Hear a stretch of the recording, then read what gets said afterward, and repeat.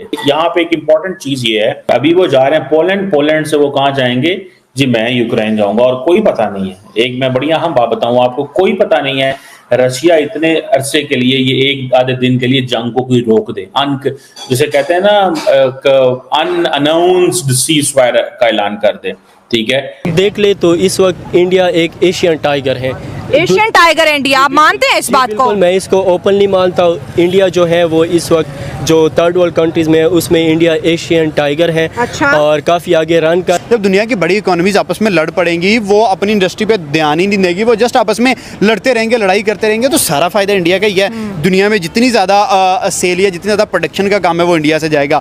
खाने से लेके, पीने से लेके, कपड़े से लेके, जूते से लेके, हर ईच एंड एवरीथिंग। जब इतना ज़्यादा प्रॉफिट इंडिया को मिलेगा, ऊपर बात वो ये है कि इंडियन प्राइम मिनिस्टर मोदी जो हैं वो यूक्रेन जा रहे हैं इस वक्त, और ये जो है ये किसी ना किसी जगह जाके मुझे लगता है कि अभी खत्म हो जाएगा। ये जो इसकी ये एक दफा ये सीज फायर हो और अल्लाह करे जल्दी हो जाए। ये सॉफ्ट पावर की इस्तेमाल करके इमर्ज हो रही है, तो ये अच्छा होगा कि अगर कोई मुल्क किसी से आगे बढ़ना चाहता है तो वो सॉफ्ट पावर का इस्तेमाल करे।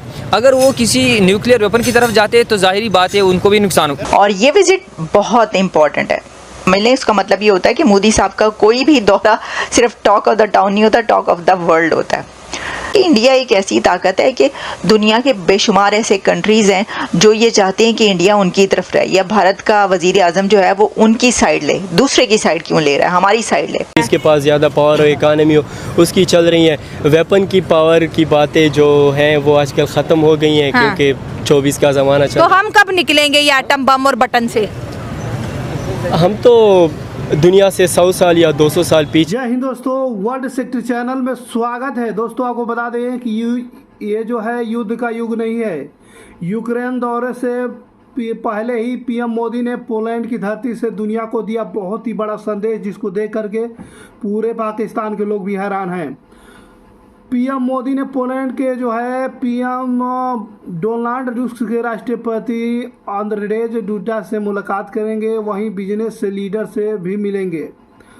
और तो जाहिर है बिजनेस बढ़ाने की संभावना पर होगा बिल्कुल ज़्यादा जोर। और आपको बता दें दोस्तों कि पोलैंड के 2 दिन के दौरे पे पहुंचे हैं पीएम मोदी। भारतीय समुदाय के लोगों से भी संबोधित किया। इस दौरान उन्होंने बताया कि भारत और पोलैंड ऐतिहासिक तौर पर किस तरह की साझेदारी रहे और कैसे एक दूसरे के साथ सहयोग समर्थन में आगे बढ़ सकते हैं। दोस्तों, पोलैंड में भारतीय समुदाय के लोगों से संबोधित करते हुए पीएम मोदी ने उनसे जुड़े तमाम पहलुओं पर भी जो है को छुआ, और उन्होंने 45 साल बाद किसी भारतीय प्रधानमंत्री को पोलैंड पहुंचने की बात की जिक्र किया है। दोस्तों, कि वजीर आजम Narendra Modi Poland and Ukraine का दौरा कर रहे हैं, और मजे की बात यह है कि पिछले महीने ही तो अभी वो रशिया गए हुए थे। बहुत सारे दोस्तों का ये कहना है कि नरेंद्र मोदी इस पोजीशन में मौजूद हैं कि वो चाहें तो भारत एक ऐसा रोल अदा कर सकता है जिसमें यूक्रेन और जो रशिया के मामलात हैं वो करीब लाए जा सकते हैं। ये क्योंकि चाइना के पास वो रोल मौजूद नहीं है, क्योंकि अमेरिकन पसंद नहीं करेंगे। और गो के इस वक्त यूरोप के अंदर से बहुत सारी ऐसी आवाज़ें आ रही हैं, और वो आवाज़ें यही हैं कि हमें इस जंग को बंद करना चाहिए। यहाँ पे एक इम्पॉर्टेंट चीज़ ये है, अभी वो जा रहे हैं पोलैंड, पोलैंड से वो कहाँ जाएंगे जी, मैं यूक्रेन जाऊँगा। और कोई पता नहीं है, एक मैं बढ़िया हम बात बताऊँ आपको, कोई पता नहीं है रशिया इतने अरसे के लिए, ये एक आधे दिन के लिए जंग को कोई रोक दे, जिसे कहते हैं ना, अनअनाउंस्ड सीज फायर का ऐलान कर दे। ठीक है, अनटिल एंड अनलेस के यूक्रेन की फोर्सेस उन पे हमला ना करें। और ये विजिट बहुत इंपॉर्टेंट है। आप ये समझ लें कि नरेंद्र मोदी साहब ने प्रेसिडेंट पुतिन को गले लगाने के बाद, उनको हक करने के बाद, अब वो ज़ेलेंस्की से मिलेंगे। तो आपको याद होगा कि मोदी साहब का जो दौरा था मॉस्को का, वो बहुत टॉक ऑफ द टाउन रहा। यानी टॉक ऑफ द टाउन जब हम कहते हैं तो आप समझ लें इसका मतलब ये होता है कि मोदी साहब का कोई भी दौरा सिर्फ टॉक ऑफ द टाउन नहीं होता, टॉक ऑफ द वर्ल्ड होता है। पूरी दुनिया से उस विज़िट पर बात की गई और बहुत उनका सक्सेसफुल विज़िट था वो।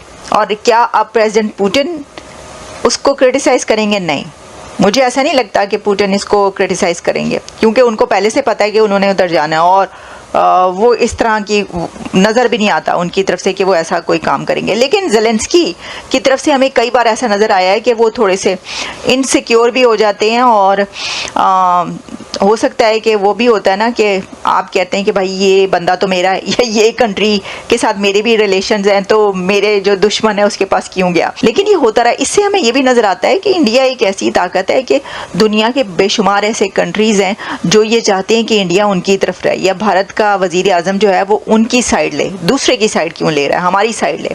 देखिए ना, अगर कोई आपका दुश्मन होता है तो वो अपने दुश्मन के लिए तो आप ऐसा नहीं सोचते ना, कभी भी नहीं सोचेंगे कि भाई मेरा दुश्मन जो मेरी साइड ले। नहीं, एक ऐसे कंट्री के बारे में ये सोचा जा सकता है कि जो दरमियान में मौजूद हो, जो जिसके ऊपर ये ना हो कि ये उसकी साइड लेगा तो मेरी साइड नहीं लेगा।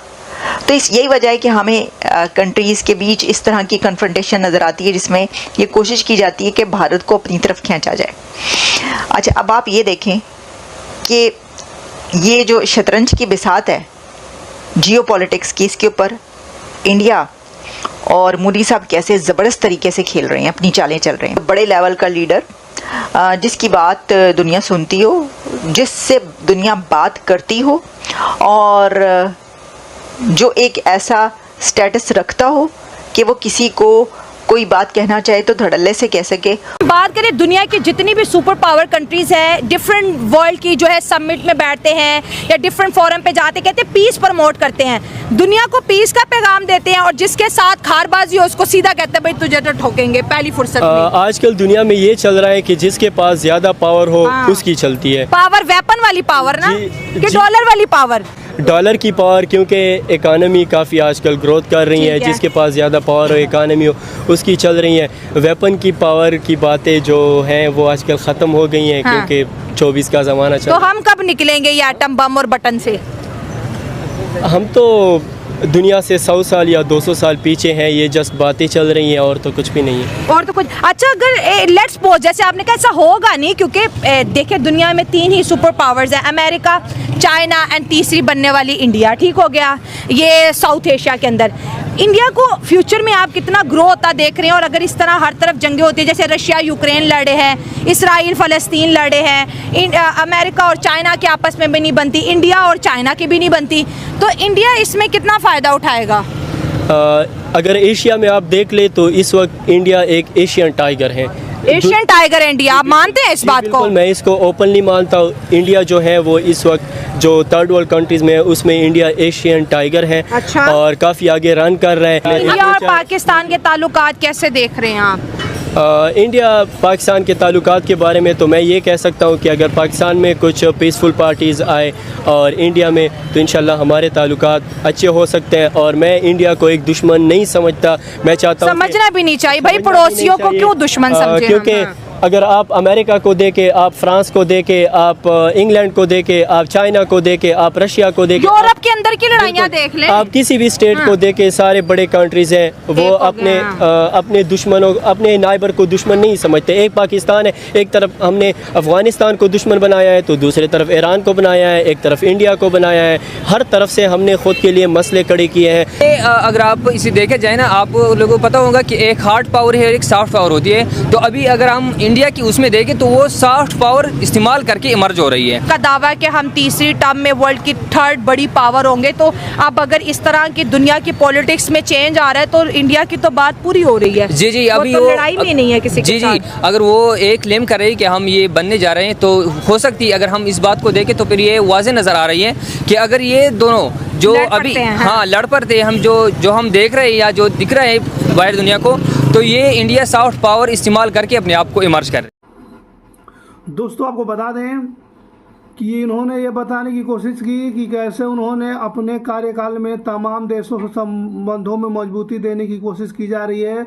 वो अलग अलग सरकारों के दौरे में दशकों की अंदर जो है नज़रअंदाज किए जा रहे हैं। दोस्तों आपको बता दोस्तों, पीएम मोदी ने यूक्रेन और रूस की शुरुआत के समय जिस तरह से भारतीय छात्रों को सुरक्षित निकलने में पोलैंड ने मदद की, उसके लिए उन्होंने वहां की सरकार और वहां में बसने वाले भारतीय समुदाय की सराहना की। और गुजरात के ववान नगर के जाम साहब का जिक्र उन्होंने बताया कि भारत और पोलैंड के संबंध में बहुत ही बड़ा ऐतिहासिक तौर पर जुड़े हुए हैं और मोटे कैसीनो की लड़ाई हो या गुजरात के 9 नगर पोलैंड की शरणार्थियों को आश्रय देने की बात की है। दोस्तों, भारत और पोलैंड के दशकों में आपस में एक दूसरे की हितों का ख्याल रखते हैं दोस्तों।